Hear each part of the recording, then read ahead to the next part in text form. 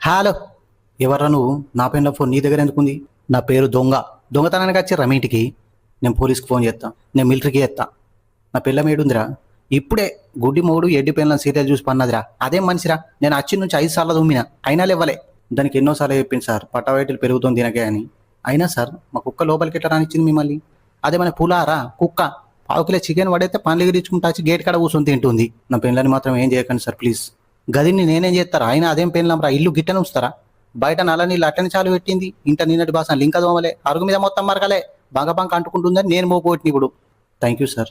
ఆత్మకూరులా మా పెద్దమ్మ బిడ్డ ఉందిరా. పిల్ల సామానరుపు ఉంటుంది కానీ ముఖం కాలు ఉంటుంది. ఎందుకు సార్? నీకేరా సెకండ్ మ్యారేజ్కి మాట్లాడన్నా?